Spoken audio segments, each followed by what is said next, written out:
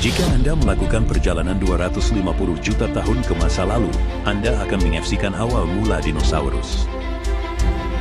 Salah satu teori terkemuka adalah bahwa dinosaurus berevolusi dari spesies yang dikenal sebagai Archosaurus. Ini adalah reptil dominan yang muncul pada akhir periode Permian. Beberapa spesies bahkan mungkin terlihat seperti dinosaurus, dan itu karena mereka adalah nenek moyang makhluk luar biasa ini. Seiring berjalannya waktu, para Archosaurus terpecah menjadi dua kelompok. Satu kelompok mengarah ke buaya dan yang lainnya mengarah ke dinosaurus yang terus berevolusi menjadi ribuan spesies berbeda. Salah satu ciri utama yang akhirnya diperoleh adalah kemampuan bipedal mereka. Dinosaurus awal mulai berjalan dengan dua kaki, membebaskan anggota tubuh depannya untuk keperluan lain seperti mengambil makanan dan mempertahankan diri. Itu hanyalah awal dari perjalanan evolusi mereka. Mari kita melakukan perjalanan kembali ke masa 250 juta tahun yang lalu dan menyaksikan sejarah dinosaurus dalam 10 menit. Periode Trias. Saat Anda memasuki era baru ini, Anda akan melihat bahwa dinosaurus yang berlarian terlihat sangat berbeda dari yang biasa Anda lihat. Salah satu dinosaurus paling awal yang muncul dari Archosaurus adalah Eoraptor. Si kecil ini seukuran anjing, tingginya hanya 1 meter dan beratnya hanya 10 kg. Anda tahu, kita biasanya menganggap dinosaurus sebagai makhluk yang sangat besar, tetapi perlu beberapa juta tahun lagi sebelum hal itu mulai terjadi. Kita akan memeriksanya untuk melihat bagaimana dinosaurus tersebut bertambah besar seiring dengan perjalanan waktu. Namun, untuk saat ini, mari kita lihat apa yang terjadi pada bumi selama periode Trias. Benua Superpanaya mulai berfragmentasi secara perlahan, mengubah iklim dan ekosistem global. Iklim pada umumnya panas dan kering serta tidak ada es di kutub. Sangat kontras dengan apa yang biasa Anda lihat di bumi modern. Vegetasinya juga sangat berbeda dan sangat penting bagi kelangsungan hidup serta evolusi dinosaurus. Tumbuhan juga memiliki karakteristik yang berbeda-beda, ada yang keras, ada yang bergizi, dan ada yang berpotensi beracun. Salah satunya akan mempengaruhi strategi pola makan dan adaptasi spesies dinosaurus yang berbeda. Omong-omong, apa yang dilakukan beberapa dinosaurus lain selama ini? Dengan berat sekitar 23 kg dan tinggi 1 meter, kita punya Coelophysis. Ukurannya sedikit lebih besar daripada Eoraptor, tapi itu tidak menghentikannya menjadi predator yang cepat dan lincah yang kemungkinan besar memangsa hewan yang lebih kecil. Sekarang, Herrerasaurus sedikit lebih tinggi, sekitar 1,1 meter, tetapi jauh lebih berat, sekitar 350 kg. Lalu kita punya Plateosaurus. Orang ini jauh lebih besar daripada saya, tingginya sekitar 3 meter dan beratnya mencapai 4.000 kg. Ini adalah salah satu contoh paling awal tentang seberapa besar dinosaurus bisa tumbuh. Tapi tunggu dulu, mereka akan menjadi lebih besar dari ini. Meskipun bentuknya mengesankan, dinosaurus bukanlah makhluk yang dominan selama Trias. Mereka harus berbagi lingkungan dengan banyak organisme lain yang semuanya bersaing untuk bertahan hidup di ekosistem yang beragam. Hal ini terjadi hingga periode Trias mengalami peristiwa kepunahan besar-besaran. Hal ini kemungkinan besar disebabkan oleh aktivitas gunung berapi besar-besaran, perubahan iklim, dan bahkan berpotensi menimbulkan dampak asteroid kecil. Peristiwa ini berdampak signifikan pada kehidupan di bumi dan menyebabkan kepunahan banyak spesies. Namun, hal ini tidak semuanya buruk, terutama bagi dinosaurus kita. Saat ini, momen ini membuka peluang baru bagi spesies-spesies ini dan menjadikan mereka mendominasi periode Jurassic bumi. Dinosaurus yang bertahan hidup berkembang selama jutaan tahun.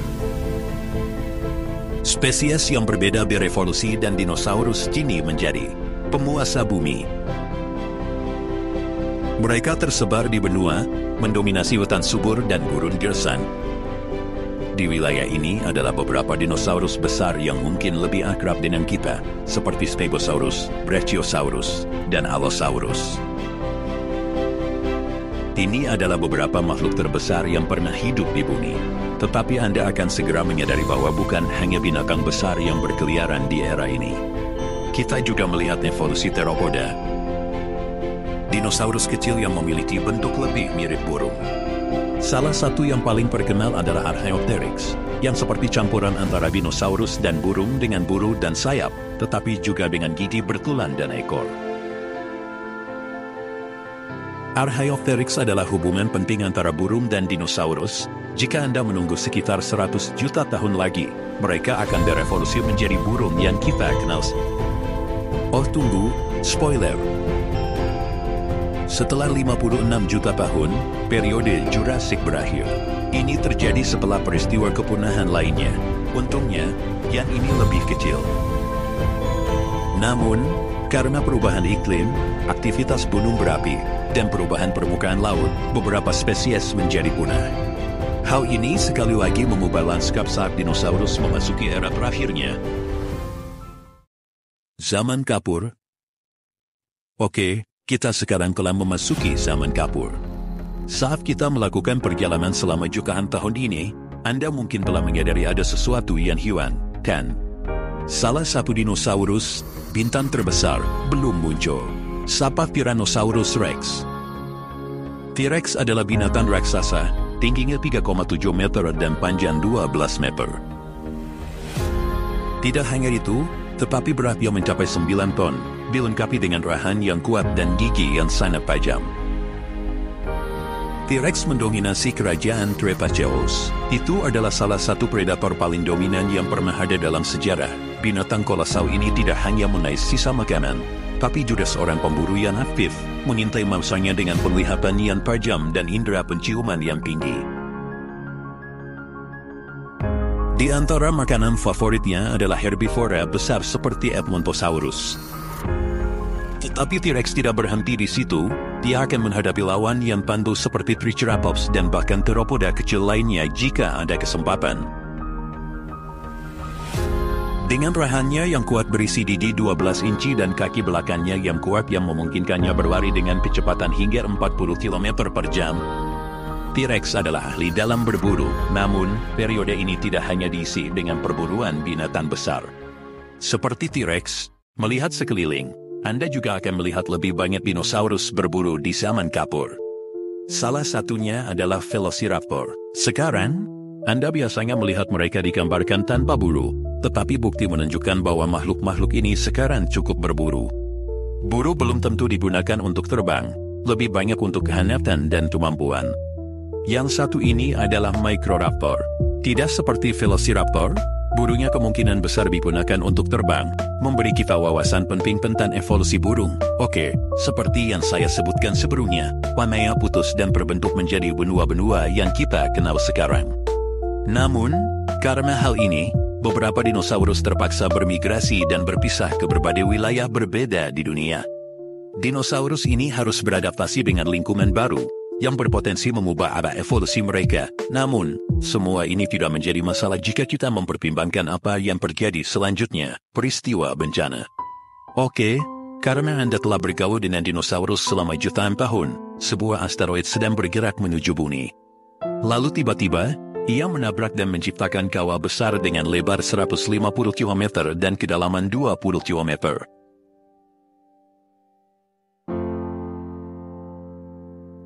Secara alami, sesuatu sebesar ini membuat dampak buruk terhadap dunia yang akan mengubahnya selamanya. Tabrakan asteroid sangat besar, namun dampaknya akan terasa lama setelah tabrakan awal. Karena tabrakan besar-besaran, lingkungan berubah secara drastis. Penurunan suhu yang signifikan mulai terjadi dan puing-puing dari tabrakan mulai berjatuhan, menghalangi sinar matahari. Hal ini berdampak tidak hanya pada kesehatan dinosaurus tetapi juga pasokan makanan mereka. Peristiwa kepunahan yang menghancurkan ini memusnahkan 75% spesies di bumi, yang sebagian besar adalah dinosaurus yang telah kita amati selama ini. Tetapi jangan khawatir, tidak semua dinosaurus punah. Dinosaurus berbasis penerbangan yang kita periksa sebelumnya berhasil bertahan dari serangan asteroid dan akhirnya berevolusi menjadi burung.